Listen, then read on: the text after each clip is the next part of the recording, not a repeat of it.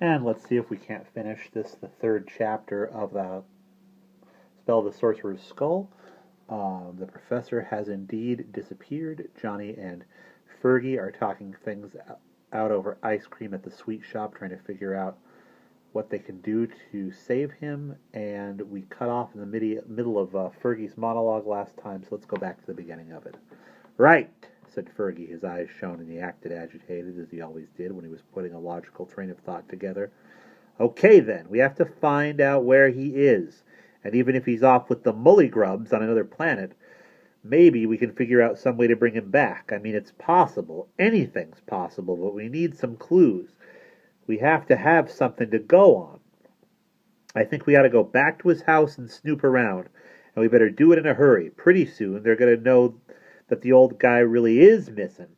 I mean, your grandpa and grandma and Mrs. Kovacs and the cops are going to know, and they're all going to be in the house poking around and knocking things over and taking things and labeling them Exhibit A and so on. So we better get ourselves in gear and hike on back to his place. Sound like a good idea to you? Johnny agreed. He took a few more slurps of his frappe, and Fergie gobbled some ice cream quickly. Then they paid their bill and headed out the door. Just as they were turning onto Fillmore Street, they saw a police car parked in front of the professor's house. Apparently, the professor had missed his morning class, and someone from the college had driven out to his place to check up on him. The front door of the gray stucco mansion was open, and a small crowd of people had gathered on the sidewalk that led to the front porch. Johnny recognized Grandma and Grandpa and Mr. Swarthout and a few other neighbors. A short, burly policeman with bushy gray hair was asking questions and jotting things down in a notepad. Another one was standing in front of the house with his arms folded, as if he were guarding the place. Johnny's hand flew to his mouth, and his heart sank. "Oh, no!" he groaned. "How are we going to get inside now?" Fergie was not upset, however. "Come on, Dixon," he snapped. "Use your head, old bean. We can just double back and go down the alley that runs behind the garages and then zip in the back door and have ourselves a look around. Simple, eh?" Johnny thought a second. He knew the alley, of course. He had used it many times to get to the other end of Fillmore Street without his grandmother seeing him. "Yeah, but wait a minute," he said. "What if there's cops inside the house? What do we do then?" Fergie smiled cynically. "We just say, 'Oops, sorry,' and then skedaddle. You and the prof are old friends. You can just say you left one of your school books in his house.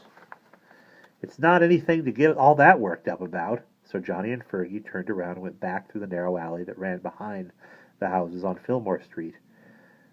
The yard gate next to the professor's garage was open. When they tried the back door, they found that it was locked, but Johnny knew that the spare key was kept under a flower pot on the ledge of the kitchen window.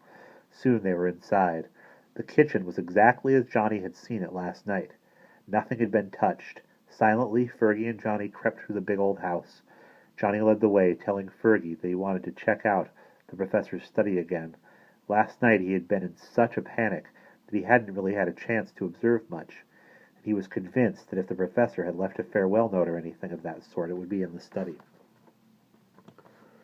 The study door creaked as Johnny pushed it open. Everything looked just as it had last night. There on the desk were the scattered exam books, the cup of coffee, now cold, and the half-smoked cigarette in the ashtray. "Wow, this place is a mess, isn't it?" whispered Fergie. "Yeah, it usually is," Johnny whispered back. He looked around. Yes, the professor's study was in its usual slovenly condition. Books were stuck any which way into the sagging bricks and boards bookcases. A dune of paper and loose-leaf notebooks was heaped against the front of a big knee-hole desk. Rollers of dust moved across the bare wooden floor, stirred by the breeze from the open window. "Well, where should we look?" asked Fergie hoarsely. He was still whispering, and with good reason. The study was at the front of the house, and through the open window they could hear the policeman and the others talking down the front walk. "How should I know?" Johnny shot back. "Why don't you check out that table by the door? There's some papers on it, and they might be important. I'll have a look at the desk." Cautiously, and with many nervous glances toward the window, Johnny edged around behind the desk. He scanned the things on the desktop, and he noticed, with amusement, that the professor had written a crabby comment on the exam book that lay on top of the heap. He had given the exam grade of C-, and he had scrawled a few words in red ink on the blue cover. If you could possibly learn to write decent English, you might be able to unscramble your mixed up. But this was as far as the professor had gotten. His last word had ended with a sharp downstroke of the pen, and at the end of the stroke was a hole as if the professor had jammed the pen down hard into the book. Near the book lay the professor's green Estabrook fountain pen. The pen point was badly bent. Johnny pondered this clue, wondering what it might mean. While he was thinking, his gaze wandered. Was there anything more that would help them in any way? Part of the desktop was covered by a green blotter, on which the professor had doodled his usual geometric patterns and flowers and funny faces. To the left of the blotter stood a small bronze bowl with rubber bands and paper clips and a large green rubber eraser in it. And there was a glass paperweight, full of sand from the great desert of Maine, a rack of pipes, a gray Balkan Sobrane tobacco can, and a large, tasteless cigarette lighter shaped like a knight in armor. Johnny felt confused and disheartened.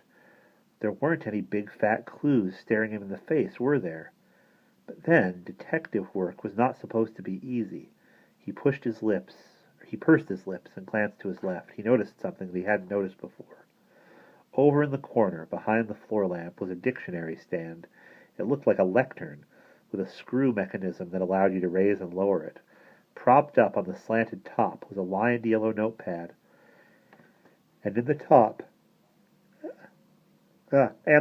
was entirely covered by a large drawing that looked like an L wrapped in ivy. Johnny stared at the drawing. It was done in pencil, and the drawing style was definitely the professor's. But what made the whole thing odd was this: the professor never did huge drawings. His doodles were always small, like the ones on the desk blotter. So why had he done this sketch, which looked like a capital letter L wreathed about with a vine? Was he trying to say something? And if so, what? Fergie's voice cut in on Johnny's thoughts. "Hey, Dixon," he hissed. "We better get out of here. I mean, those cops might decide to come back in and have another look around. Did you find anything?" Johnny sighed. "Nope, not much. I'm going to take this drawing back with us. It might be a clue. You're right, though. We'd better make ourselves scarce. Come on." And that's the end of Chapter 3.